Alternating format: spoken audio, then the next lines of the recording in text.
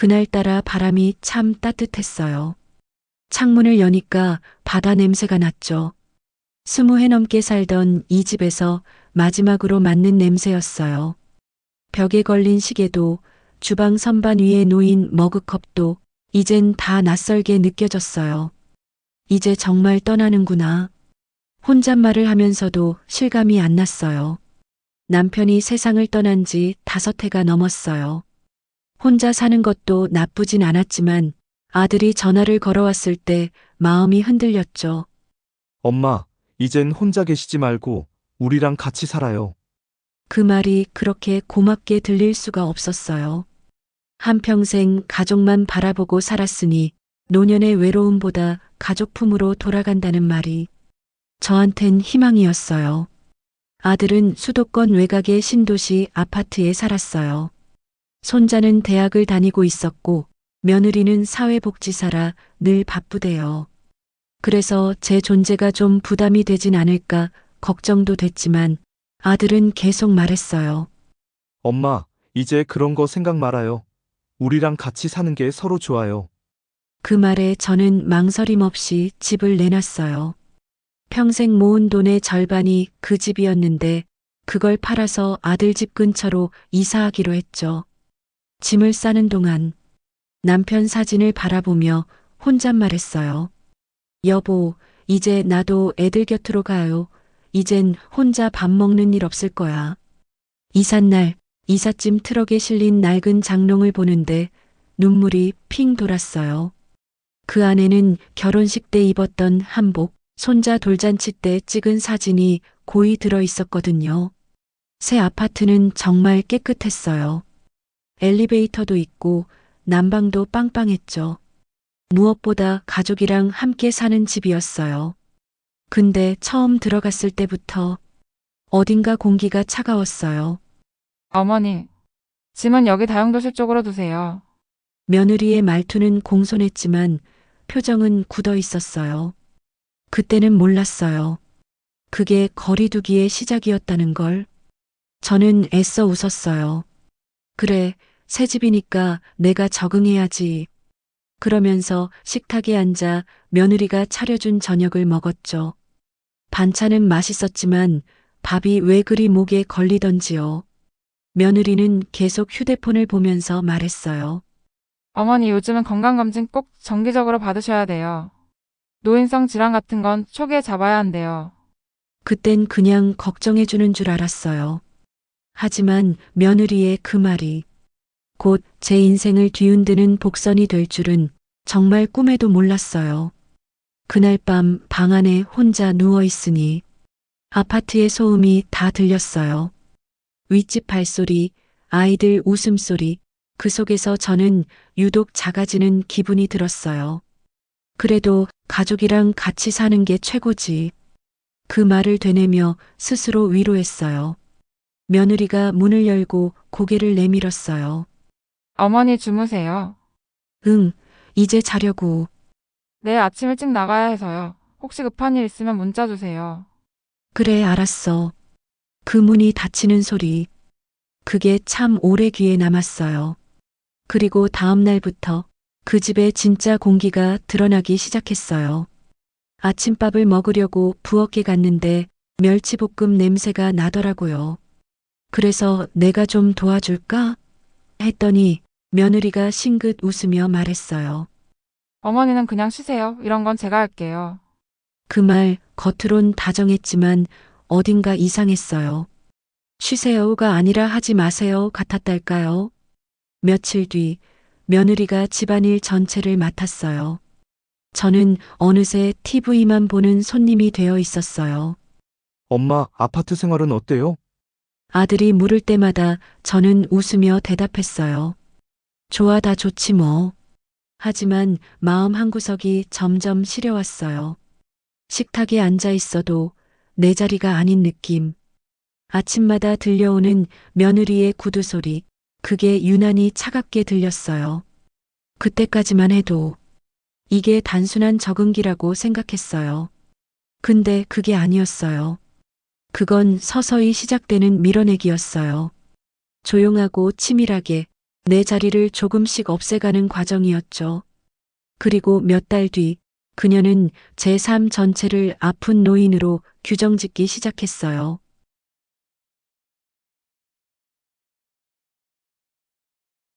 며느리 말대로 정기검진을 받아보라고 해서 병원에 갔어요. 아들은 회사 일이 바쁘다며 같이 못 간다고 했고, 며느리가 대신 따라왔죠. 요즘 자꾸 깜빡깜빡 하신다면서요. 어머니? 의사 앞에서 며느리가 그렇게 말했어요. 전 깜짝 놀라서 며느리를 쳐다봤어요. 내가 언제 그랬어? 그냥 가끔 깜빡할 때는 있지. 근데 의사가 웃으면서 말했어요. 그 나이면 그럴 수도 있지만 그래도 한번 검사해 보시죠. 그날 이후였어요. 저는 멀쩡한 사람에서 치매 초기 환자가 되어버린 게 검사 결과는 특별한 이상이 없었는데 며느리가 어머니가 요즘 말을 자꾸 반복하시고 약속도 잊으세요. 라며 의사에게 추가로 설명을 붙였다고 하더라고요. 그래요. 약을 일단 조금 드시고 상태를 관찰해 봅시다. 그 말이 너무 쉽게 나왔어요. 아무 이상이 없다는 얘기 대신 약을 먹자가 결정돼 버린 거죠. 집에 돌아오는 길 며느리는 조용했어요. 버스 창밖으로 스치는 풍경을 보면서 그녀는 휴대폰만 만지작거렸죠. 며느라, 나 아무렇지도 않다니까 괜히 그런 말 하지 마. 제가 말하자 그녀는 짧게 웃었어요. 어머니 요즘은 본인 스스로 모르는 경우도 많아요. 그냥 예방 차원이에요. 그 말투 진짜 걱정하는 게 아니라 선을 긋는 느낌이었어요. 그때부터였죠. 내가 뭘 해도 며느리의 시선이 늘 나를 환자처럼 바라보더라고요. 식탁 위에서 반찬을 덜다가 젓가락을 떨어뜨렸는데 그녀가 바로 말했어요. 어머니 괜찮아요. 또 손 떨리시죠? 또 그 한마디가 제 마음을 콕 찔렀어요. 그날 밤 잠이 오지 않았어요. 몸은 멀쩡한데 자꾸 내가 이상해지는 기분이었어요. 내가 정말 치매인가? 그 생각이 고개를 들자 가슴이 답답해졌어요.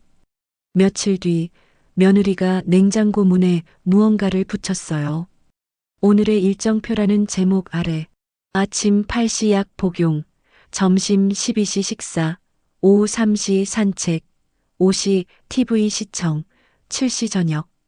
이렇게 빼곡하게 써놨더라고요. 이건 뭐야? 어머니가 깜빡하실까 봐요. 편하시게 해드리려는 거예요. 근데 그걸 볼 때마다 이상했어요. 내가 무슨 어린애라도 된 기분이었어요. 시간마다 약 먹고 밥 먹고 자고.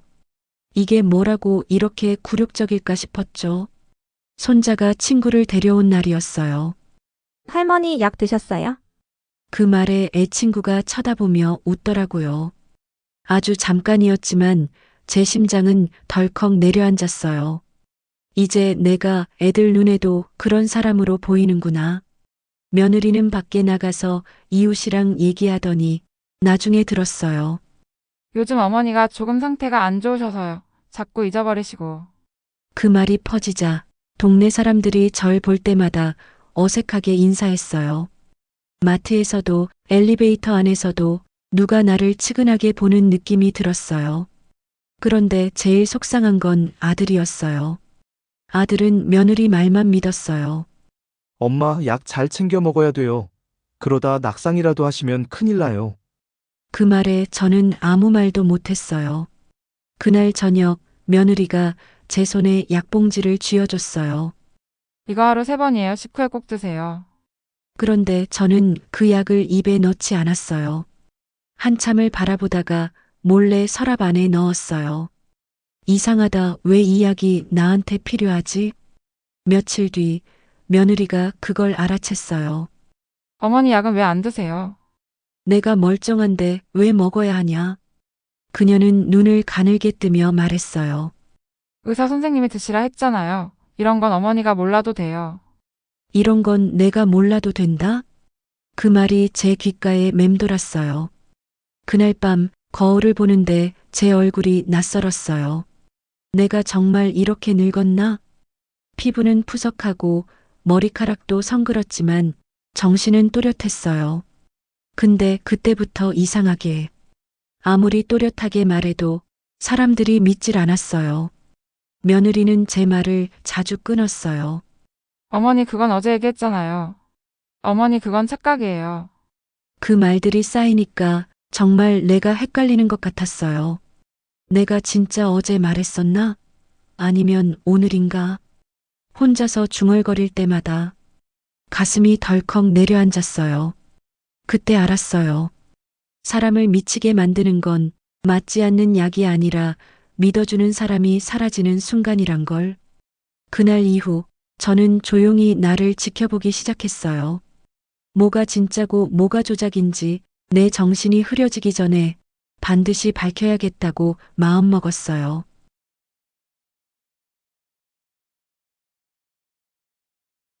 며칠 전부터 이상한 낌새가 있었어요. 며느리가 뭔가를 숨기듯 전화로 속삭였고 아들은 괜히 눈을 피하며 짧게 대답했어요. 엄마, 이번 주에 회사에서 워크숍이 있어서 좀 바쁠 거예요. 그 말이 자꾸 걸렸어요. 늘 이런 식이었어요. 무언가를 숨길 땐 꼭 회사 일을 핑계로 댔어요.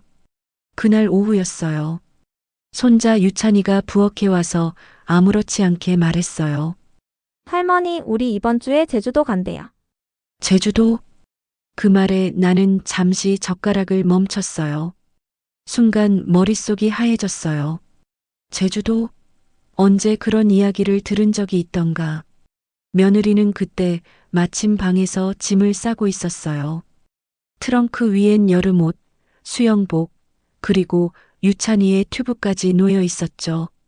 너네 제주도 간다고? 아, 내민수가 회사에서 스트레스가 많아서 잠깐 쉬다 오려고요. 그럼 나도 같이 가면 되겠네. 같이 바다 구경도 하고. 내가 웃으며 말했는데 며느리의 표정이 딱딱하게 굳었어요. 어머니는 이번엔 그냥 집에서 푹 쉬세요. 날씨도 덥고 이동도 힘들잖아요. 그 한마디가 머리를 망치로 맞은 듯 아팠어요. 그래도 가족끼리 가는데 나 혼자 남는 게 좀 그렇잖아. 어머니 지난번에도 길게 걸으시다가 다리 아프다고 하셨잖아요. 이번 여행은 좀 활동적이라서요. 그녀는 끝까지 배려하는 척을 했어요. 하지만 그 말들 사이에는 당신은 불편한 존재예요라는 진심이 숨어 있었어요. 며느리는 내 눈을 피했어요. 대신 내 방으로 들어가 어머니 짐은 이번엔 안 챙겨도 되겠죠? 라고 아들에게 묻는 소리가 들렸어요. 그날 밤 잠이 오지 않았어요. 부엌 시계 초침이 째깍거릴 때마다 가슴속 어딘가가 무너져 내렸어요. 다음 날 새벽 현관문이 철컥 소리를 내며 닫혔어요. 그들은 떠났어요. 나를 두고 아무 말 없이. 창문으로 본 그들의 뒷모습은 내 인생에서 가장 차가운 장면이었어요. 식탁 위에는 따뜻한 밥 한 공기와 메모 한 장이 있었어요. 어머니 냉장고 반찬 있으니 챙겨 드세요. 딱 한 줄. 그 글씨를 보는 순간 손끝이 떨렸어요.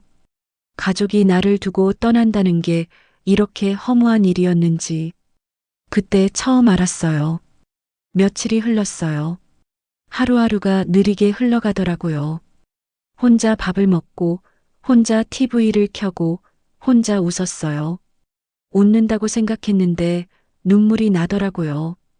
그런데 그들의 여행 사진이 며느리의 SNS에 올라왔어요. 제주도 가족 여행 너무 행복한 시간.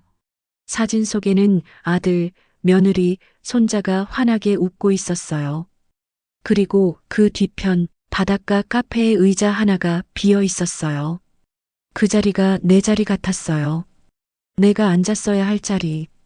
내가 사진 속에 있었어야 할 자리. 댓글에는 가족이 정말 화목하네요. 어머님도 같이 가셨죠? 그 질문에 혜정은 댓글을 달았어요. 어머니는 요즘 건강이 안 좋아서 집에서 쉬고 계세요. 그 문장을 보는 순간 가슴이 쿵 내려앉았어요. 그 말은 단순한 설명이 아니었어요. 나를 치매 걸린 노인으로 공식적으로 만들어버린 선언이었어요. 그날 밤 나는 SNS 속 사진을 계속 봤어요. 줌으로 확대해도 어디에도 내 그림자는 없었어요. 그게 현실이었어요. 그제야 알았어요. 이 집에서 나는 가족이 아니라 단지 관리 대상이었다는 걸. 눈물이 나올 줄 알았는데 이상하게 웃음이 났어요. 그래, 그래. 나도 쉬라며 그래서 정말 쉬게 만들어준 거구나. 그날 이후 나는 입을 닫았어요. 말을 해봤자 믿어주는 사람도 없으니까요. 대신 듣기를 시작했어요. 며느리가 전화를 하며 말했어요. 네, 병원에서 어머니 약 더 받아왔어요. 네, 내 상태는 비슷해요. 그녀의 목소리는 너무 평온했어요.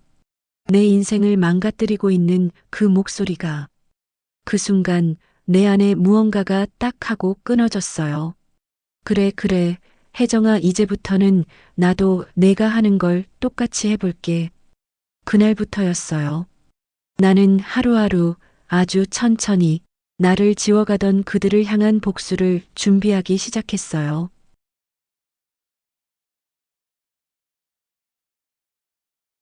며칠 뒤 그들은 돌아왔어요. 현관문이 열리는 소리에 심장이 뛰었지만 문을 열었을 때 마주한 건 웃는 얼굴이 아니었어요. 사진 속의 밝은 미소는 그대로였지만 나를 향한 시선은 차가웠어요. 그동안 잘 계셨어요? 그래, 잘 있었다. 여행은 재밌었니? 내가 묻자 아들은 눈을 피했어요.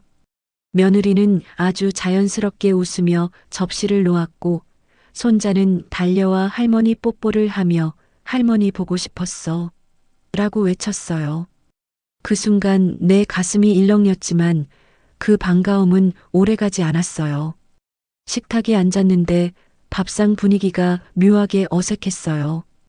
아들은 수저를 들면서도 자꾸 휴대폰을 들여다봤고 며느리는 차분하게 반찬을 덜어주며 어머님 요즘 약은 잘 드시죠? 하고 묻더라고요. 그 말에는 배려인 척한 명령이 섞여 있었어요. 나는 일부러 천천히 말을 꺼냈어요. 여행 어땠어? 바다 좋았겠네. 그 말에 며느리는 네, 엄청 좋았어요. 그런데 어머니께서 집에 계셔서 편히 쉬시라고 했는데. 하고 바로 내 말을 끊었어요. 말끝에 숨은 그 태도는 걱정이 아니라 결정이었어요. 엄마가 편하실수록 우리가 편하죠. 라는 말이 내 귀에 핏방울처럼 맺혔어요. 시간이 흐를수록 주변의 태도도 바뀌었어요. 마을 사람들, 상점 주인들, 복지관 선생님들까지도 나를 조심스럽게 대했어요. 요즘 어르신이 좀 그렇다더라. 하는 속삭임이 뒤에서 들렸고 엘리베이터 앞에서 누군가 돌아서며 자리를 내주었어요. 그 제스처가 미안함에서 나오는 배려인지 나를 부끄러운 존재로 밀어내는 구태인지 구분이 잘 안 되었어요. 아들은 점점 더 말수가 줄어들었어요. 몇 번은 혼자 방에 들어가 한참을 울었을 때도 있었지만 결국 그는 며느리의 눈치를 보며 엄마 약은 꼭 드세요 하고만 말했어요. 그 말은 위로였을까요? 위협이었을까요? 분명한 건 그의 눈에는 예전의 아버지나 아들의 눈빛이 아니었다는 점이에요. 나는 그를 꾸짖을 힘조차 남아있지 않았어요. 꾸짖어도 소용없을 거라는 걸 이미 본능으로 알고 있었죠. 어느 날 나는 작은 증거들을 모으기 시작했어요. 우선 병원 기록을 확인하려고 했지만 며느리가 의사 선생님께서 직접 오셨으니 괜찮다고 말하며 서류는 어디로 갔는지 알 수 없었어요. 그래서 내가 할 수 있는 건 관찰이었어요. 며느리의 말투, 아들의 표정, 손자의 행동, 이웃의 시선까지. 나는 매일 작게 메모를 했어요. 냉장고에 붙은 스케줄표 사진을 찍고 약 봉투의 라벨을 기록하고 며느리와 주고받은 문자들을 스크린샷으로 저장했어요. 이것들이 무슨 큰 힘이 되겠냐고요? 그러나 증거 없는 분노는 바람일 뿐이었어요. 바람만으로는 사람을 설득할 수 없다는 걸 나는 깨달았어요. 그리고 한 가지 더 했어요. 며느리가 자주 말하던 요즘 자꾸 잊어버리시니 병원에 가자. 식의 대화를 몰래 녹음하기 시작했어요. 처음엔 떨렸어요. 내가 손에 쥔 작은 녹음기 앞에서 목소리가 갈라졌거든요. 하지만 매일 듣다 보니 억울함이 하나씩 선명해졌어요. 그녀의 평온한 말투, 그 속에 냉정한 계산, 치매라는 단어를 수시로 꺼내는 습관까지. 녹음 파일은 나에게 기억의 방패가 되었어요. 사람들은 내 목소리를 믿지 않을지 몰라도 기계는 거짓말을 하지 않으니까요. 집안에서 내가 할 수 있는 건 작고 은밀한 행동들이었어요. 냉장고에 몰래 작은 메모를 붙여두기도 하고, 내가 혼자 있을 때는 옛날 앨범을 꺼내어 사진을 정리했어요. 사진 속에서 나는 젊었고 웃음이 있었고 누구보다 당당했어요. 그 사진들을 보며 나는 가끔씩 목이 메었지만 동시에 결심이 더 단단해졌어요. 이 사람들을 그대로 둘 수는 없다고. 며느리가 나를 환자로 규정해 사람들의 눈을 치켜뜨게 만들고 아들은 침묵으로 동조했다면 나는 증거로 맞서기로 했어요. 무턱대고 폭발하는 건 어리석은 짓이에요.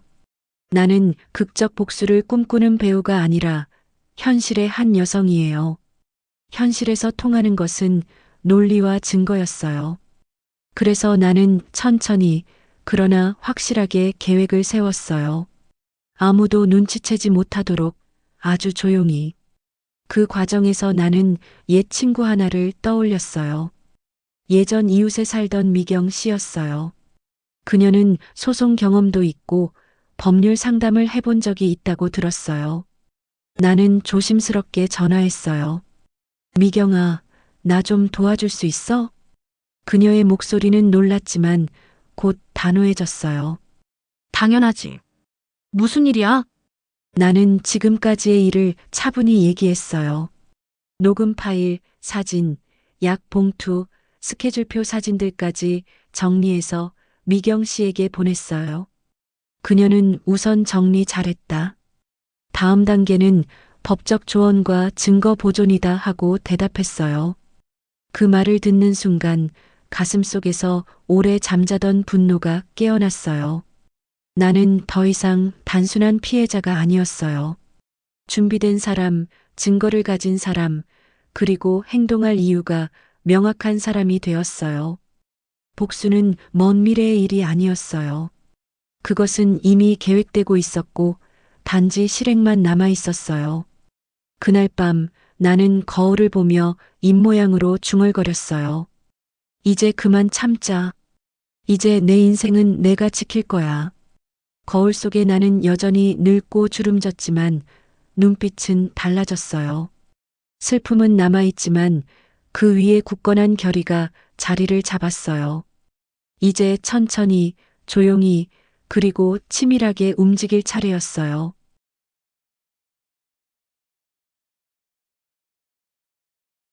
며느리가 데려간 그날 병원은 밝고 친절했지만 나는 마음의 경계심으로 꽉 막혀 있었어요. 의사 선생님은 젊은 편이었고 웃음은 친절했지만 종이가 놓인 테이블 위에 내 이름이 적혀 있는 걸 보니 이상하게도 불안했어요. 간단한 검사만 하고 오겠습니다.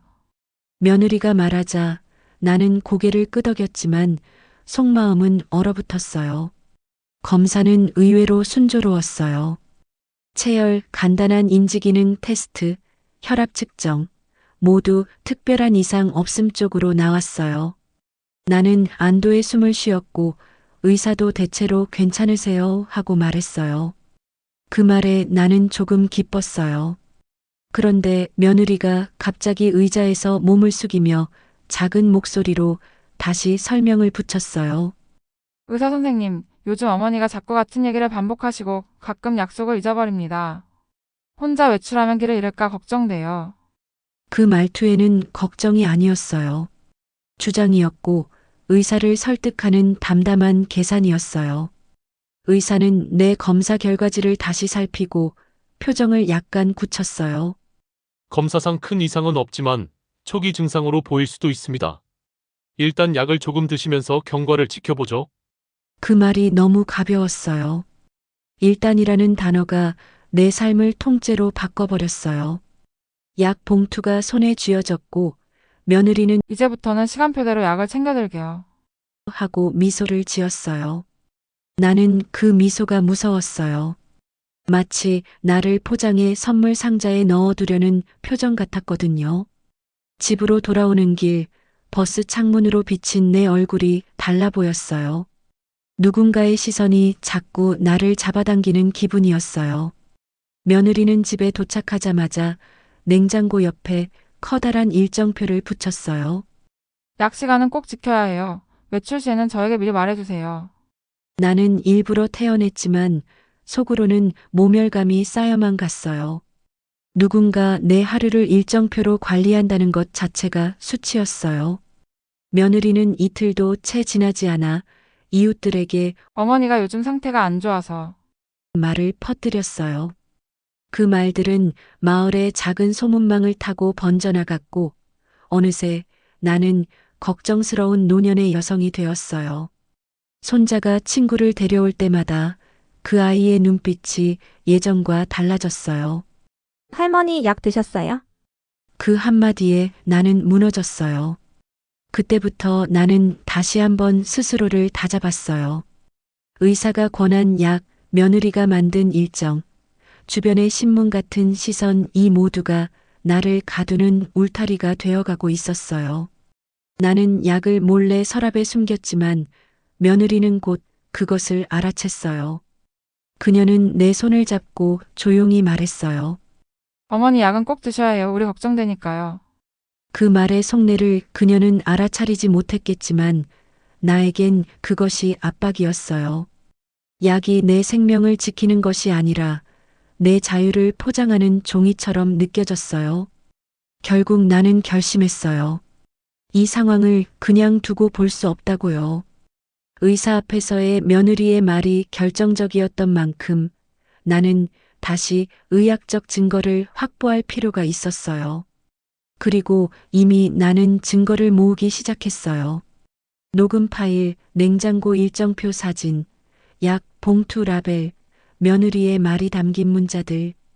이것들이 모이면 내게 불리한 치매 낙인을 벗어날 수 있다는 생각이 들었어요. 또 한 가지, 며느리가 의사에게 했던 말을 명확히 증명할 녹취가 필요했어요. 병원에서의 대화가 어떻게 오해로 이어졌는지, 누가 어떤 단어들을 사용했는지를 기록해야 했어요. 나는 주변 사람들에게 조심스레 도움을 요청했어요. 옛 친구 미경 씨에게 모든 녹음 파일과 사진을 보냈고 그녀는 우선 증거를 정리해서 전문가와 상담하자고 답했어요. 그리고 마침내 두 번째 의사의 진단을 받기로 했어요. 이번에는 며느리가 함께 오지 못하도록 미리 약속을 잡았어요. 내가 바랐던 건 단 한 가지였어요. 내가 또렷하다는 사실을 다시 증명하는 것이었어요. 만약 두 번째 검사에서도 아무 이상이 없다면 그 결과를 가지고 며느리의 주장에 반박할 수 있을 거예요. 저는 이제 두려움 대신 냉정함을 택했어요. 며느리가 의사에게 던진 한마디가 어떻게 나의 일상을 송두리째 바꿔버렸는지 그 기만의 실체를 밝히겠다고 스스로를 단단히 잡았어요. 약에 의존하지 않고 증거와 논리로 싸우겠다고 결심했어요. 사람은 누군가가 믿어줄 때 제자리를 찾는다는 걸 알기에 나는 내 이야기를 기록하고 증명할 것이라고 다짐했어요. 이제 다음 단계는 더 정교하고 더 위험할지도 몰라요. 하지만 이 싸움에서 물러설 생각은 없어요. 제 삶과 존엄을 되찾을 때까지 움직일 거예요.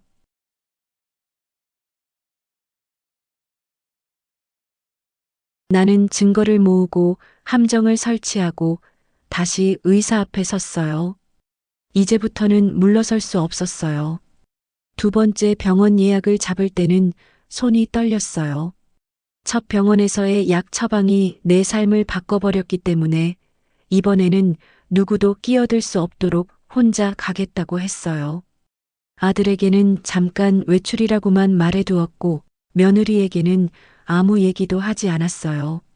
내가 가장 무서워하던 건 누군가 내 목소리를 빼앗아 내 삶을 재단하는 일이었으니까요. 병원에 들어섰을 때 나는 차분해지려고 애썼어요. 대기실의 형광등 아래 다른 환자들의 숨소리가 모두 나의 심장 소리처럼 크게 들렸어요. 접수대에 서류를 제출하고 검사실로 안내받는 동안 머릿속에서는 증거 목록이 계속 돌아갔어요.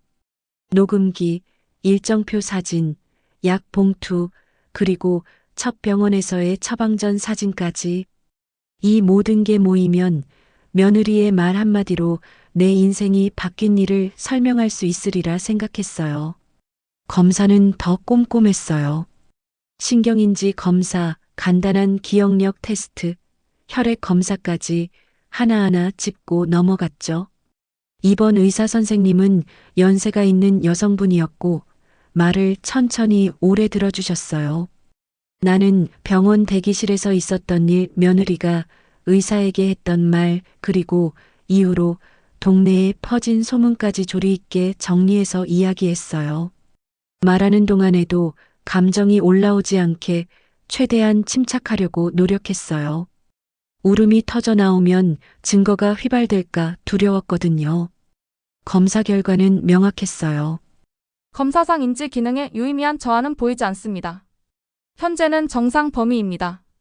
의사 선생님은 진단서를 작성해 주면서 조심스럽게 말씀하셨어요. 어르신, 정기적으로 관찰은 필요하지만 현재로서는 치매 진단을 내릴 근거가 부족합니다. 약 처방은 불필요합니다. 그 말은 내 가슴을 뜨겁게 만들었어요. 오래간만에 숨을 크게 쉬었고 눈물이 핑 돌았지만 참았어요. 이 진단서가 내 무기가 될 거니까요. 병원에서 나오자마자 나는 녹음기를 켰어요. 의사 선생님과의 대화, 검사 결과, 설명, 진단서 문구 하나하나를 음성으로 남겼어요. 다음은 더 계획적이어야 했어요. 며느리에게 왜곡된 이야기가 계속 퍼진 이유를 객관적으로 드러내야 했으니까요. 그래서 증거를 정리해 변호사 상담을 예약했고 동네 이웃 몇 명에게도 조심스럽게 이야기를 꺼냈어요.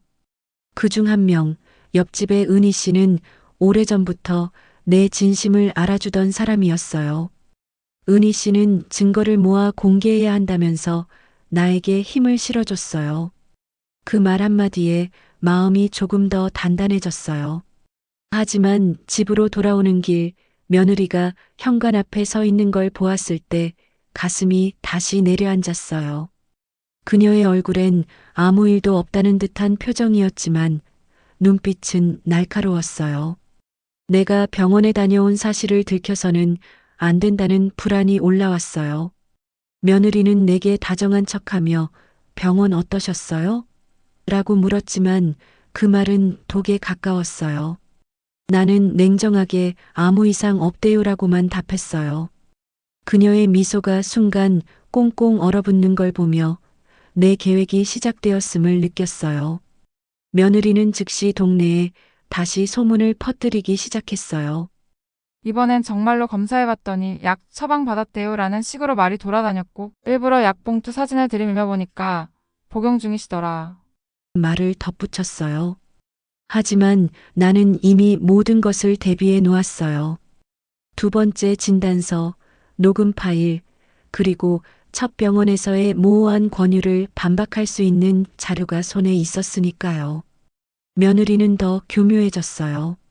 내가 동네 경로당에 가면 누군가 끼어들어 요즘 어르신 상태가 안 좋다더라라고 말하게 했고 손주들 학교 엄마 모임에서도 우리 집 어머니가라는 낮은 목소리로 불편한 분위기를 만들었어요. 나는 사람들이 나를 측은하게 보는 눈빛을 견딜 수 없었지만 이 모든 작은 굴욕이 결국 진실을 드러내는 계단이 될 거라고 스스로를 다독였어요. 밤이 되고 아들과 단둘이 있을 때 나는 조심스럽게 진단서와 녹음 파일을 보여주었어요. 아들은 표정이 굳어졌고 첫 순간에는 말이 없었어요. 그는 혼란스러워했지만 곧 침묵을 깨고 죄송해요, 엄마. 말했어요. 그 미안하다가 모든 걸 바꾸는 출발점이었어요. 아들의 손이 떨렸고 그는 며칠 사이에 겪은 갈등과 압박의 무게를 처음으로 인정하는 듯 보였어요. 그 순간 나는 희망을 조금 보았어요. 아들이 흔들리면 우리의 싸움은 더 수월해질 테니까요. 하지만 며느리의 반격은 아직 남아 있었어요. 다음 날 아침 나는 현관문에 붙어 있는 전단지 하나를 보게 되었어요. 며느리가 또 누군가를 시켜 배포해 둔 듯한 소문 전단이었어요. 집안 문제, 가족 분쟁 조심하세요. 읽는 순간 속이 뒤집혔지만 동시에 결의가 더 단단해졌어요. 이제는 증거를 정리해 공개할 때였고 물러서지 않을 시간이 왔어요. 나는 숨을 고르며 결심했어요. 이제부터는 공개할 거예요. 누군가의 입소문이 아닌 증거와 사실로 진실을 드러낼 거예요. 그리고 그 과정에서 잃을 게 있어도 나의 존엄과 하루하루를 되찾을 거예요. 더 크게 흔들릴 수 있지만 그것이 진짜 변화를 만드는 길이라는 걸 알았어요.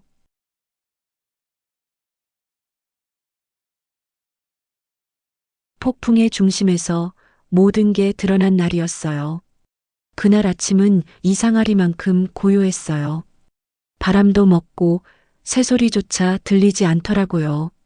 하지만 제 마음속은 태풍이 몰아치는 것처럼 요동쳤어요. 지난 몇 주 동안 저는 거의 잠을 자지 못했어요. 녹음 파일을 정리하고 진단서 사본을 복사하고 며느리의 거짓말을 시간 순서대로 정리하느라 매일 새벽까지 불을 켜놓고 있었죠. 그날은 며느리와 아들이 함께 병원에 가는 날이었어요. 며느리가 치매 재검진을 예약했다며 저를 억지로 끌고 가려 했거든요. 어머니, 지난번 검사 잘못된 것 같아요. 이번엔 더 정확한 병원이에요. 그녀는 여느 때처럼 다정한 척했지만 그 말투는 싸늘했어요. 하지만 이번엔 제가 속을 차례였어요. 나는 고개를 끄덕이며 말했어요. 그래, 좋다. 같이 가자. 그녀는 내 표정이 너무 담담하다는 걸 이상하게 여겼지만 곧 아무렇지 않게 웃었어요. 병원에 도착했을 때 나는 이미 모든 준비를 마쳐놨어요. 첫 번째 진단서, 두 번째 진단서, 그리고 두 병원의 검사 결과 비교표. 심지어 지난 병원에서 의사와의 대화가 담긴 녹음 파일까지 프린트해놨죠. 이번 병원은 며느리의 지인이 운영하는 곳이라며 그녀는 자신만만했어요.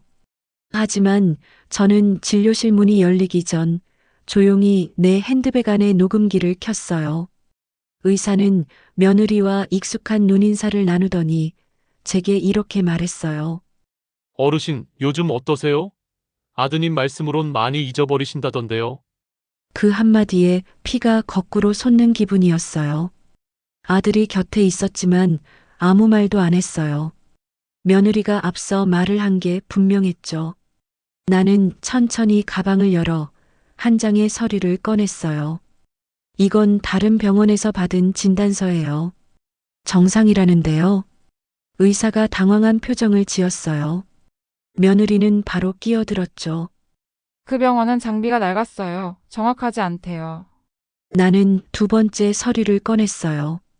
이건 일주일 전에 받은 검사 결과예요. 인지 기능 정상이랍니다. 그 병원은 대학병원이죠. 그제야 의사는 아무 말도 하지 못했어요. 그때 녹음기를 꺼내 책상 위에 올렸어요. 지난번 진료 녹음입니다. 의사 선생님께서 아무 이상 없다 하셨죠. 그런데 제 며느리가 치매 초기라고 소문을 냈어요. 이게 무슨 일인지요? 순간 진료실 공기가 얼어붙었어요. 의사는 눈을 크게 뜨고 며느리를 바라봤어요. 며느리는 입술을 깨물었지만 이미 늦었죠. 그 순간을 저는 평생 잊지 못할 거예요. 아들은 그제야 멍하니 저를 쳐다봤어요. 엄마 그게 정말이에요? 그 한마디에 며느리의 얼굴이 새하얗게 질렸어요. 여보, 그건. 그만해. 아들이 짧게 내뱉은 그 말은 칼보다 날카로웠어요. 그날 병원 복도에는 한참 동안 아무도 말을 하지 않았어요. 단지 제 가슴 속에서 오래 눌러뒀던 숨이 터져 나왔을 뿐이었죠. 집으로 돌아오는 길, 며느리는 단 한마디도 하지 않았어요. 그녀의 손은 떨렸고 얼굴은 싸늘했어요. 차 안에서는 아들이 조용히 울고 있었어요. 그 모습을 보는데 이상하게도 저는 울지 않았어요. 오히려 마음 한켠이 평온했어요. 이제 됐구나. 드디어 끝이 보이는구나. 그 생각이 머릿속을 가득 채웠죠. 하지만 끝은 아니었어요. 며느리는 쉽게 물러나지 않았어요. 집에 도착하자마자 문을 쾅 닫고 들어가더니 그날 밤 아들에게 이혼하겠다고 선언했어요. 이런 집안에서 더는 못 살겠어요. 그녀는 울부짖었지만 그건 후회가 아니라 분노였어요. 모든 게 드러나버린 현실을 받아들이지 못한 거였죠. 아들은 며칠 동안 회사에도 가지 못했어요. 저는 그저 조용히 지켜봤어요. 이제 싸움은 끝났고 상처만 남았죠. 하지만 이상하게도 마음속 깊은 곳에서는 조금의 해방감이 있었어요. 그동안 억눌렸던 자존심이 내 안에서 다시 살아나는 느낌이었어요. 며느리는 결국 집을 나갔어요. 그녀가 남긴 건 허위 진단서 사본, 조작된 소문, 그리고 무너진 가족이었어요. 그런데 이상하게도 그날 밤 저는 오랜만에 깊게 잠이 들었어요. 새벽녘 창밖에서 비가 내리고 있었어요. 그 빗소리가 제 마음을 씻어주는 것 같았어요. 그때 깨달았어요. 사람은 늙어서 무너지는 게 아니라 믿음을 잃을 때 무너진다는 거리요. 그리고 나는 다시 나를 믿기 시작했어요. 그게 진짜 복수의 시작이었어요. 그녀를 벌주는 게 아니라 나를 되찾는 복수였어요.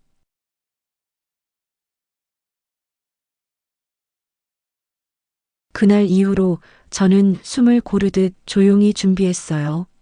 소리내어 복수를 생각한 게 아니었어요. 복수라기보다는 진실을 되찾는 일이었죠. 녹음 파일과 진단서, 병원 기록을 폴더에 정리했고 이웃들이 보고 들은 일들을 하나하나 메모했어요. 손녀가 집안에서 목격한 장면들, 며느리가 동네에 퍼뜨린 말들, 내가 병원에서 들었던 그 권유형 대화들 모두 빠짐없이 적어두었어요. 증거가 쌓일수록 제 마음은 단단해졌어요. 이젠 누가 뭐라 해도 흔들리지 않을 자신이 생겼거든요. 제가 계획한 건 단순했어요. 진실을 공개하고 거짓을 무너뜨리는 것. 다만 한 번에 크게 터뜨릴 필요는 없었어요. 사람들의 귀는 한 번에 많은 것을 듣지 못하거든요. 작은 파편들을 하나씩 맞춰서 결국 전체 그림이 보이게 만들 생각이었어요. 그래서 저는 먼저 동네 복지관 앞에 있는 아주머니들부터 찾아갔어요. 장을 보러 오거나 운동하러 오시는 분들, 차 한 잔씩 나누던 이웃들, 제 달력이자 기억을 지켜줄 사람들이었어요. 저는 평소처럼 차를 대접하며 조용히 제 얘기를 꺼냈어요. 이번엔 울먹이거나 분노를 드러내지 않았어요. 차분하게 사실만을 말했죠. 진료 기록을 보여주고 며느리가 의사 앞에서 했던 말을 담은 녹음 일부를 들려드렸어요. 처음엔 서로 눈치만 보시더니 하나둘씩 얼굴이 변했어요. 그랬구나, 그런 일이었어? 조용한 탄식들이었어요. 그날 복지관에서는 작은 소문이 돌기 시작했어요. 다만 이건 중요한 소식이었지, 헐뜯는 소식이 아니었어요. 사람들은 저를 다시 보았어요. 동정이 아닌 이해였어요. 다음 단계는 더 넓은 공론장이 필요했어요. 저는 지역 신문 칼럼란에 편지를 보내기로 했어요. 젊었을 때 한번 편지를 써봤던 기억이 떠올랐거든요. 편지 내용은 간단했어요. 노년의 존엄과 가정 내 폭력성에 대한 제 작은 고백. 개인의 이름은 밝히지 않았지만 상황은 분명히 드러나도록 썼어요. 편집부에서는 조심스럽게 연락을 해왔고 인터뷰 형태로 제 이야기를 정리해 주었어요. 기사로 나간 날 동네 반응은 폭발적이었어요. 사람들은 저를 응원했고 며느리가 퍼뜨린 왜곡과 헛소문을 재검토하기 시작했어요. SNS에서는 동네 카페에서 제 얘기가 퍼졌고 이웃들의 증언이 하나둘 댓글로 달렸어요. 누군가가 올린 집 앞 CCTV 캡처 한 장이 결정적이었어요. 며느리가 몇 차례 집 앞에서 제 약봉지를 이웃들에게 보여주며 어머니가 이렇게 되었다고 말하는 장면이 포착돼 있었거든요. 증거들이 퍼져나가면서 거짓은 스스로 무너지기 시작했어요. 가장 충격적이었던 건 아들의 표정 변화였어요. 처음엔 나를 의심하던 그가 며느리의 거짓이 드러나면서 스스로를 돌아보았어요. 아들은 처음에는 변명하려 했고 며느리 편을 들었고 가족회의에서 중재자 역할을 하겠다고 했었죠. 하지만 증거를 보게 되고 녹음 파일을 들으며 그는 무너졌어요. 스스로가 얼마나 쉽게 판단을 내렸는지 그리고 그 판단이 나를 얼마나 상처 입혔는지를 깨달았어요. 그의 눈에는 후회와 수치심이 섞여 있었고 그 모습은 제게 작은 위로였어요. 하지만 그 위로만으로 끝낼 생각은 없었어요. 저는 그가 책임을 지도록 만들 생각이었죠. 말 한마디로 한 사람을 병자로 몰아붙인 것에 대해 말의 무게를 알게 해야 했어요. 며느리는 처음엔 버텼어요. 동네에서 당당한 척했지만 표정은 날로 굳어졌어요. 회사에선 가족 문제라 둘러댔고 친구들에게는 오해라 말했겠죠. 하지만 사람들은 이미 눈을 떴어요. 동네 슈퍼 아저씨부터 교회 권사님까지 제게 겪은 일을 증언해주기 시작했어요. 저는 그 증언들을 변호사에게 정리해 보여드렸어요. 우리가 법적 대응을 하려는 목적은 처벌이나 복수만이 아니었어요. 진실을 분명히 하고 다시는 누군가가 다른 사람의 인생을 함부로 흔들지 못하게 하기 위함이었죠. 변호사는 정중하지만 단호하게 말했어요. 증거가 충분합니다. 명예훼손과 정신적 피해에 대한 책임을 물을 수 있어요. 그 말에 며느리의 목소리는 어느새 작아졌어요. 결정적인 장면은 공론화 후 열린 마을 회의였어요. 주민센터 강당에 사람들이 모였고 저는 조용히 앞에 섰어요. 손에는 그동안 모아온 문서와 녹음 파일 목록을 들고 있었어요. 저는 큰 소리로 고함치지 않았어요. 대신 제 목소리는 분명했어요. 나는 병자가 아닙니다. 누군가의 말 한마디로 내 인생이 바뀌어선 안 됩니다. 제 얘기를 들은 사람들의 눈빛이 달라졌고 그들의 증언이 이어졌어요. 며느리는 방어할 곳이 없었어요. 그녀가 퍼뜨린 말들이 하나씩 논리적으로 반박당했을 때 그녀는 스스로 무너졌어요. 결국 며느리는 공개적으로 사과할 수밖에 없었고 아들은 가족에게 사죄했어요. 하지만 사과로 모든 게 풀리는 건 아니었죠. 신뢰는 한번 깨어지면 회복되기 어렵거든요. 그 후 벌어진 일들은 생각보다 빠르게 전개되었어요. 며느리는 이웃들에게 미안하다며 소극적 사과를 했지만 그 말은 공허하게 들렸어요. 그녀가 집을 떠난 건 불과 몇 주 후였어요. 법적 절차가 시작되자 그녀의 가족과도 관계가 멀어졌고 결국 그 집을 떠나 다른 도시로 이사 간다는 소문이 돌았어요. 저는 그 소식을 들었을 때 가슴이 쫙 내려앉는 느낌과 동시에 묘한 해방감을 느꼈어요. 사람을 잃는 대신 존엄을 되찾았다는 이상한 거래를 한 느낌이었죠. 마지막으로 가장 큰 변화는 제 스스로에게서 일어났어요. 소문과 모욕 속에서 무너질 뻔했던 제가 증거를 모으고 사람들과 진실을 나누는 과정에서 다시 일어섰어요. 제가 원했던 건 복수가 아니라 회복이었어요. 누군가를 무너뜨리는 것보다 내가 다시 온전해지는 게 더 중요하다는 걸 깨달았어요. 아들은 눈물로 사과했고, 손녀는 제 곁을 지켰고, 이웃들은 저를 응원해줬어요. 모두가 완벽하게 돌아오진 않았지만, 중요한 건 저는 이제 제 목소리를 가졌다는 점이에요. 그날 밤 집 창문으로 달빛이 쏟아졌어요. 창밖을 보며 저는 조용히 말했어요. 이제 됐구나. 이제 내가 나로 살 수 있게 되었구나. 분노는 사그라들었고 남은 건 묵직한 평온이었어요. 내가 꿰맨 상처는 완벽히 아물지는 않겠지만 이제는 상처를 보여줄 필요도 숨길 필요도 없었어요. 진실을 말하고 진실을 들려주었을 때 사람들은 생각보다 더 많이 돌아선다는 걸 배웠어요. 복수는 칼날처럼 날카로운 것이 아니라 진실을 지키는 나의 행동들이었어요.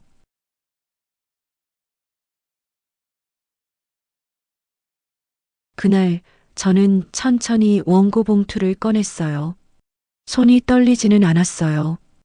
오히려 침착했던 것 같아요. 마치 오래 준비한 연극에 막을 올리듯 저는 서류와 녹음 파일, 약봉지 사진을 한 장씩 탁자 위에 놓았어요. 주변의 공기는 바늘로 찌르면 터질 듯 조용했어요. 모두가 저를 바라보고 있었어요. 며느리의 얼굴은 처음엔 놀람이었고 이내 굳어졌어요. 그 굳음은 분노로 이어졌고 분노는 곧 불안으로 변했어요. 아들은 제게 다가오려다 멈췄어요. 손이 공중에서 떠 있더라고요. 제 마음이 아팠어요. 손녀는 눈을 크게 뜨고 있었고 시아버님은 조용히 제 옆에 서서 눈을 감았어요. 여러분, 제가 드릴 말씀이 있습니다. 제가 말을 꺼내자 모두가 숨을 죽였어요. 먼저 저는 병원 진료 기록과 제가 몰래 녹음해둔 병원에서의 대화, 며느리가 약을 권하며 했던 말들을 차례로 틀었어요. 기계 음성처럼 딱딱한 녹음이 방안을 울렸고 며느리는 작은 귓불을 잡은 아이처럼 주저앉으려 했어요. 그녀가 의사에게 반복해서 했던 말들, 자꾸 잊어요. 약 먹여야 해요라는 말들이 객관적 자료로 흘러나오자 장안의 표정이 하나씩 변했어요. 제가 준비한 것은 그것만이 아니었어요. 약봉지들의 날짜별 사진, 제가 의사에게 직접 문의해서 받은 진료 기록 사본, 병원 CCTV 요청서 사본까지 모두 테이블 위에 펼쳤어요. 이건 제가 직접 찍은 사진이에요. 이 약들은 제가 처방받은 약들이 아니라 제가 먹어본 적도 없는 약들이고요. 병원 기록도 제가 확인해 보니 초기 진단은 의심스러웠습니다. 그런데 누가 지속적으로 그렇다고 말하니 진단서가 굳어졌어요. 제가 한 문장씩 조용하게 읽었을 때 방 안은 더 이상 숨 쉴 곳이 없었어요. 그때 손녀가 일어나 작게 말했어요. 할머니, 제가 증인으로 나올게요. 그 말에 모두가 놀랐어요.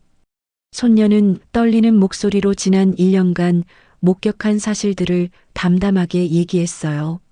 며느리가 이웃에게 퍼뜨렸던 이야기, 밤에 울면서 엄마의 휴대폰을 확인하던 모습, 그리고 집안에서 들었던 며느리의 말들까지. 그 소리는 가늘었지만 진실이었어요. 진실은 작은 소리로도 벽을 깨뜨렸어요.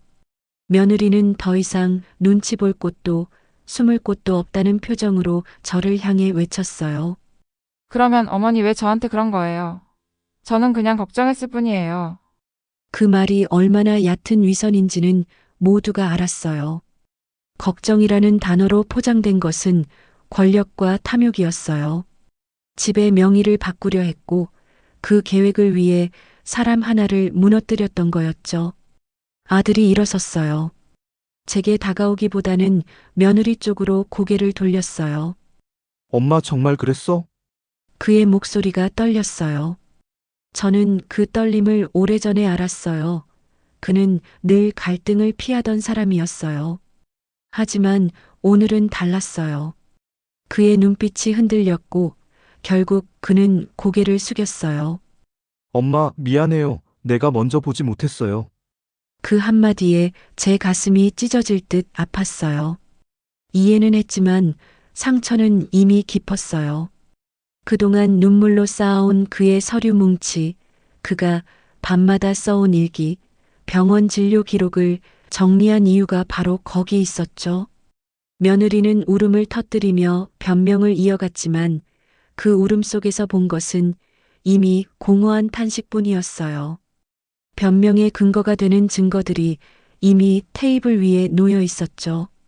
사람들이 더 이상 그녀의 말에 귀 기울이지 않았어요. 몇몇 친척은 고개를 돌렸고 몇몇은 어색하게 손을 잡았고 일부는 얼굴이 붉어졌어요. 그날의 공기는 그대로 진실의 무게에 짓눌렸어요. 그리고 저는 그 자리에서 조용히 말했어요. 여기 있는 것들은 모두 제 것이에요. 제가 평생 모아둔 기록이고 제 인생의 증거예요.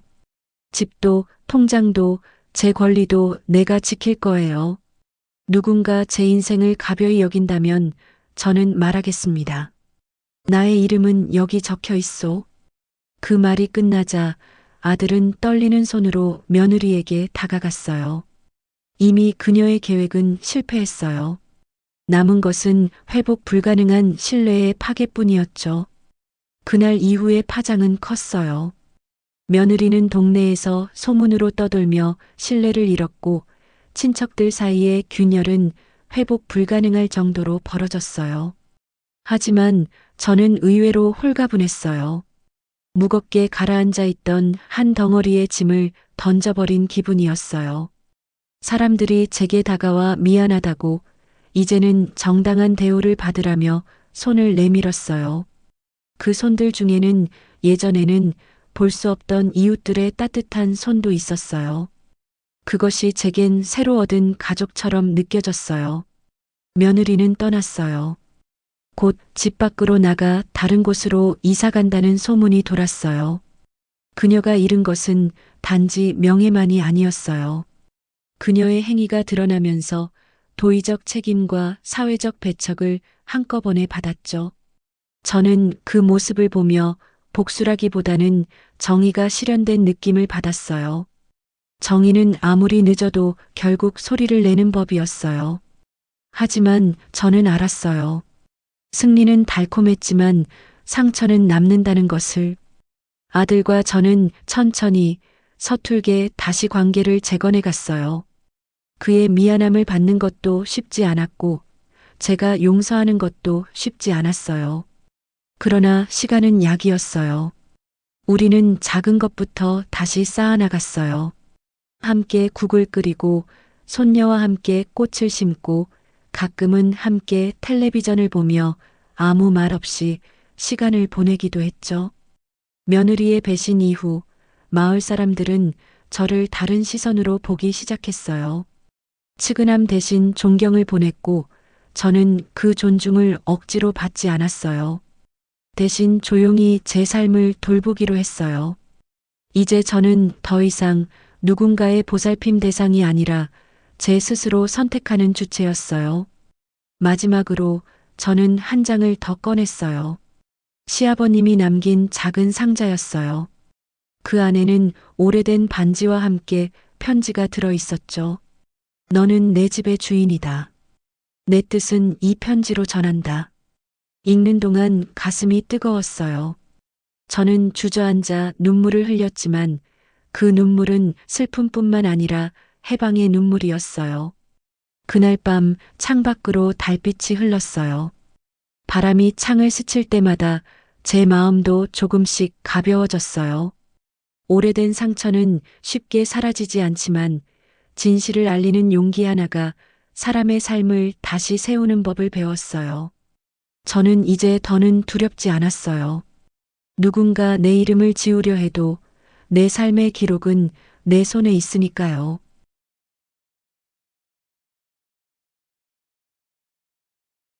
그 일이 있고 나서 시간이 참 많이 흘렀어요. 계절이 3번쯤 바뀌었을 때쯤 저는 다시 제 이름을 되찾은 기분이었어요. 누군가는 제가 대단하다고 했지만 솔직히 전 그냥 살고 싶었을 뿐이에요. 누구의 말에도 휘둘리지 않고 제 정신으로 제 하루를 지키고 싶었어요. 아들과의 관계는 천천히 회복됐어요. 그도 상처가 깊었겠죠. 한쪽은 배신당한 어머니였고 다른 한쪽은 두 사람 사이에서 갈피를 잡지 못한 아들이었으니까요. 그는 어느 날 조심스레 제게 말했어요. 엄마, 이제 엄마 뜻대로 사세요. 저도 이젠 엄마 편이에요. 그 말을 들었을 때 묘하게 가슴이 저릿했어요. 늦은 후에는 아프지만 그 늦음이 진심일 땐 그래도 따뜻하더라고요. 집은 제 명의로 완전히 돌아왔어요. 등기부 등본을 들고 동사무소를 나오는 길, 햇살이 참 눈부셨죠. 그날따라 하늘이 유난히 맑았어요. 나는 그저 오래된 길을 천천히 걸었어요. 길가엔 코스모스가 피어 있었고 지나가는 아이들이 손을 흔들었어요. 누구 하나 날 이상하게 보지 않았어요. 그냥 동네 할머니였어요. 그 평범한 시선이 그렇게 고맙더라고요. 며느리는 끝내 돌아오지 않았어요. 어느 날 손녀가 그의 엄마에게서 편지를 받았다고 하더군요. 잘못했습니다. 너무 늦었네요. 엄마께 죄송하다고 전해주세요. 짧은 한 줄이었어요. 저는 그 편지를 찢지도 버리지도 않았어요. 그저 서랍 속에 조용히 넣어두었어요. 용서는 마음의 일이지 행동의 문제가 아니니까요. 시간이 흐르면서 저는 조금씩 다시 제 삶의 속도를 되찾았어요. 아침마다 시장에 가서 반찬거리를 사고 오후에는 마을회관에서 뜨개질을 했어요. 밤이면 손녀가 학교 숙제를 하며 옆에 앉았죠. 그 작은 평화가 참 귀했어요. 전에는 가족이 당연한 울타리라고 믿었는데 이젠 알아요. 가족은 함께 아파하고 함께 버텨주는 사람들이라는 걸요. 한 번은 이웃 아주머니가 그러더라고요. 영자 씨, 이제 혼자 사는 거 외롭지 않아요? 그때 저는 웃었어요. 혼자여도 괜찮아요. 외롭다는 건 내가 살아있다는 증거니까요. 그 말을 하고 나니 이상하게 눈물이 났어요. 그 눈물은 슬픔이 아니라 제 존재를 다시 느끼는 눈물이었어요. 요즘은 손녀가 가끔 묻곤 해요. 할머니 그땐 무서웠어요? 저는 대답했어요. 무서웠지.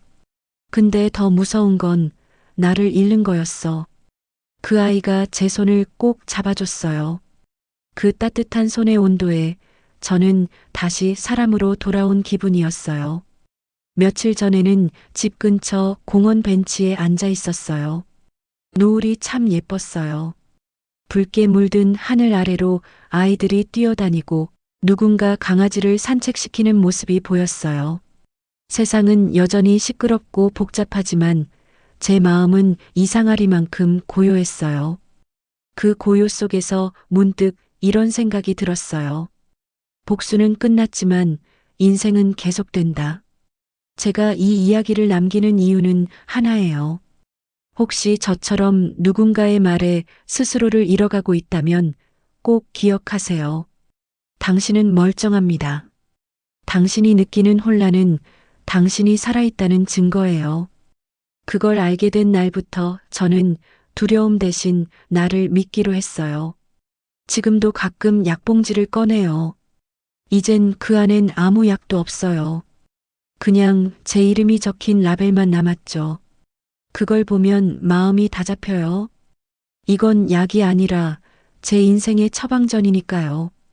이제 저는 제 이름으로 된 통장, 제 이름으로 된 집, 그리고 제 목소리를 가지고 살아요. 누가 뭐라 해도 제 삶의 주인은 바로 저예요. 언젠가 세상이 제 이야기를 잊더라도 괜찮아요. 왜냐면 제 삶은 이미 제 안에 남았으니까요. 그리고 마지막으로 저는 제 자신에게 이렇게 말했어요. 이제 됐다, 영자야. 너는 누구의 어머니이기 전에 하나의 사람으로서 충분히 살아냈다. 그날 밤 달빛이 제 방 안을 비췄어요.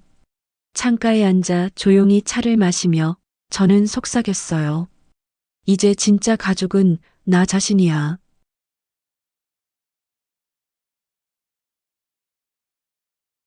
실화를 바탕으로 재구성된 이야기입니다. 들으시면서 당신이 느낀 감정들을 댓글로 공유해 주세요. 아름다운 당신의 따뜻한 댓글 기다릴게요. 더 재미있고 많은 이야기가 기다리고 있습니다. 구독, 좋아요 부탁드립니다. 늘 감사합니다.